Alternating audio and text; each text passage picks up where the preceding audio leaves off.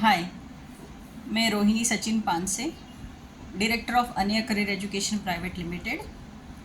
तो आज आपका इंतज़ार ख़त्म हुआ है। आज हमारा international Aniya abacus mental sums competition का रिज़ल्ट है। सो सबको बहुत एक्साइटमेंट है। Thank you all. हम सबको थैंक यू बोलना चाहते हैं। और स्टूडेंट्स तो है ही, पेरेंट्स, हमारे सेंटर हेड्स और एग्जामिनर्स जिन्होंने सही में ये कंपटीशन सक्सेसफुल की है। आप लोगों का साथ है, इसीलिए हम आगे बढ़ सकते हैं। तो ऐसे ही आपको साथ देना है। अब रही बात रिज़ल्ट की, तो रिज़ल्ट डिक्लेयर करने से पहले मुझे कुछ बातें आपसे करनी है। बहुत इम्पॉर्टेंट बात है, क्योंकि देखिए कैसे होता है, मेंटल सम्स जो है, मेंटल सम्स की कंपटीशन हमने क्यों ली है, बेसिकली इसके पीछे का हमारा मोटिव क्या है वो जानना आपके लिए बहुत ज़रूरी है। यहाँ पे विनिंग या लूजिंग हमारे लिए इम्पॉर्टेंट नहीं है। बच्चे कितना कॉन्फिडेंटली मेंटल सम्स दूसरे एग्जामिनर्स के सामने करते हैं वो बहुत इम्पॉर्टेंट है। सेंटर हेड्स ऑलरेडी उनके पहचान में होते हैं, क्लास में जो भी बच्चे बैठते हैं वो उनके पहचान में है, तो उन्हें ऐसे अलग कुछ लगता नहीं, कि टेंशन नहीं रहता है, क्योंकि ऑलरेडी उनकी टीचर उनको सिखाती है। लेकिन जब बच्चे दूसरे एग्जामिनर के सामने परफॉर्म करना चाहते हैं या एग्ज़ाम देते हैं, तब उनकी घबराहट होती है। कुछ बच्चे बहुत डर गए थे, उनको आ रहा था लेकिन डर की वजह से वो उनका ब्लैंक हो रहा था पूरा, मतलब वो बता नहीं पा रहे थे। तो ऐसे भी कुछ बच्चे थे। कुछ बच्चों ने इतना कॉन्फिडेंटली आंसर दिया, वो भी हमें बहुत अच्छा लगा। तो ये ज़रूरी नहीं है कि इसमें हर बच्चा जीतना ही चाहिए। हमारे लिए ये इम्पॉर्टेंट है कि आगे जाके जब बच्चा किसी और के सामने इंटरव्यू देने के लिए बैठेगा, तब वो कैसे परफॉर्म करेगा। क्योंकि आप सिर्फ अभी के कंपटीशन के बारे में मत सोचिए, ये बेसिकली पेरेंट्स के लिए है कि आप सिर्फ अभी 3 मिनट का कंपटीशन है तो इसमें कितना परफॉर्म होगा, ये मत सोचिए। ये सोचिए कि इस 3 मिनट की वजह से उसकी लाइफ कितनी चेंज होगी।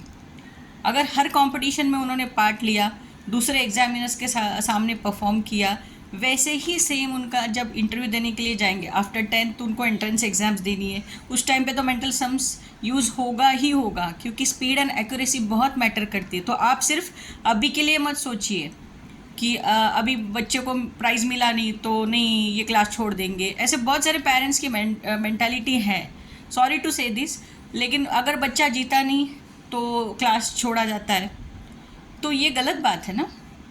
स्कूल में हर बच्चा, आपका बच्चा फर्स्ट या सेकंड या थर्ड ही आता है नहीं ना, कम ज़्यादा परसेंटेज होते हैं। हर एक बच्चा यूनिक है, उसका टैलेंट अलग अलग है। तो अगर कुछ ऐसा प्रॉब्लम होता है तो आप स्कूल तो छोड़ते नहीं हो ना, कि वो फर्स्ट सेकंड थर्ड नहीं आया। तो कंपटीशन के वक्त ही ऐसे क्यों प्रॉब्लम्स होती है।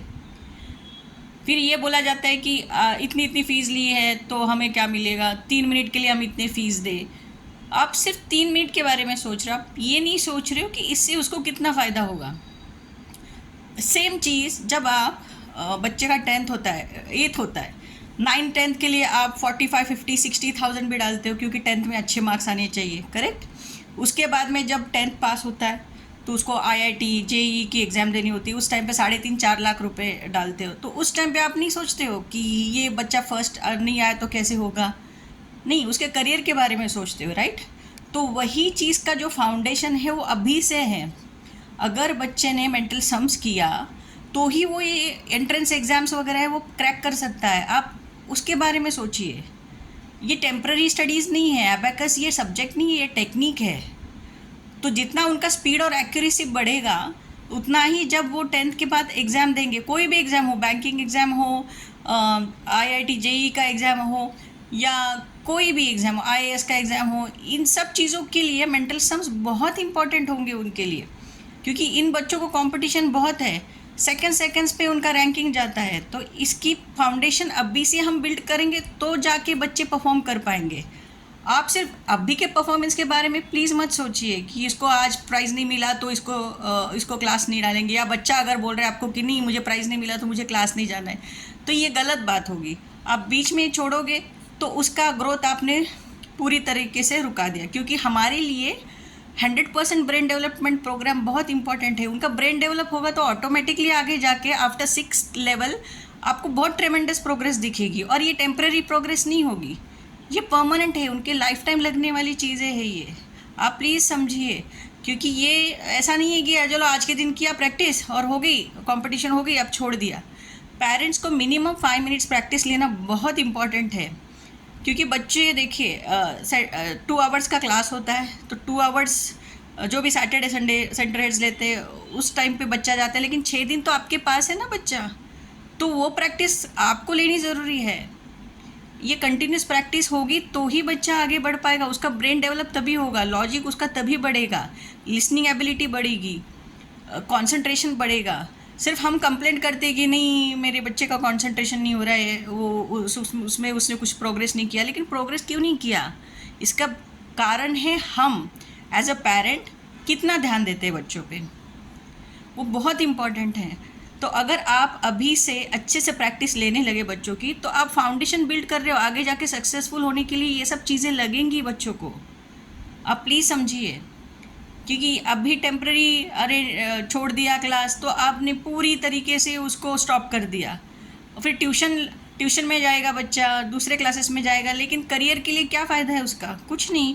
ट्यूशन के लिए सिर्फ टेम्प्ररी वो उस जिस स्टैंडर्ड में उस स्टैंडर्ड के परसेंटेज उसके बढ़ेंगे, आगे क्या, आगे कुछ नहीं फ़ायदा उसका। नेक्स्ट स्टैंडर्ड जाएगा तो नेक्स्ट क्लास की ट्यूशन लगाते हो, लेकिन एबेकस वैसे नहीं है ना, ये तो बेस है, इसमें multiplication, division, decimal, squares, cube सब आ रहे, फ्रैक्शंस आ रहे जो बच्चों को लगेंगे आगे जाकर।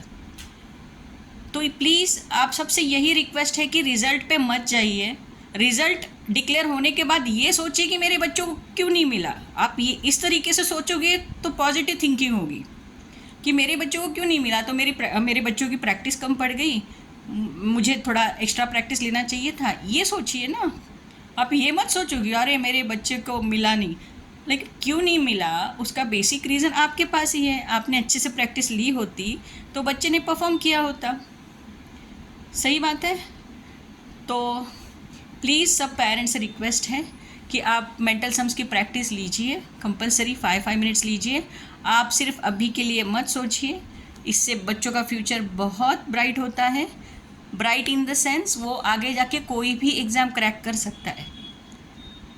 तो इसीलिए सबको रिक्वेस्ट है कि जैसे ही रिज़ल्ट डिक्लेयर हो आप बच्चों को डांटिएगा मत, और बच्चे रोने लगे तो उनको समझाइए कि ठीक है इस टाइम नहीं हुआ, नेक्स्ट टाइम तुम ज़रूर परफॉर्म करना, नेक्स्ट मेंटल सम में तुम और अच्छा करो, तुमको आउट ऑफ आउट मिलेंगे और तुमको प्राइज़ भी मिलेगा। इस तरह आप समझाइए ना, लेकिन ये मत बोलिए कि अरे इस टाइम तुमको प्राइज़ नहीं मिला तो तुम क्लास मत जाना। तो ये आप मत सिखाइए, आप सिर्फ पॉजिटिव थिंकिंग बच्चों को सिखाइए। हमारे ही हाथ में है बच्चों को मोल्ड कैसे करना है। ओके, सो आपका ज़्यादा टाइम नहीं लूँगी, अभी हम रिज़ल्ट डिक्लेयर करते हैं। ऑल दी बेस्ट सबके लिए, और सब बच्चों को यही मेरी तरफ से रिक्वेस्ट है कि प्लीज़ मत रोइए, आप बहुत अच्छे थे, बहुत अच्छे हो और आगे भी बहुत अच्छे रहोगे, बहुत अच्छा परफॉर्म करोगे, सब इंटेलिजेंट है। और एक बात याद रखिए, आप बहुत स्पेशल चाइल्ड हो, इसीलिए आप एबेकस के इतने लेवल्स पार करके आ गए हो। ये सब बच्चों में कैपेबिलिटी नहीं होती है कि 8 लेवल सब बच्चे कंप्लीट कर पाए, ये सिर्फ कुछ स्पेसिफिक फोकस बच्चे होते हैं जो 8 लेवल्स कंप्लीट करते हैं और आगे जाके इनको सक्सेस मिलती है। तो प्लीज़ वापस एक बार मैं समझा रही हूँ कि प्लीज़ बच्चों आप प्रो मत, आप रिज़ल्ट देखो और नेक्स्ट टाइम बहुत अच्छा प्रैक्टिस करो, आपको भी प्राइज़ ज़रूर मिलेगा, है ना। Thank you.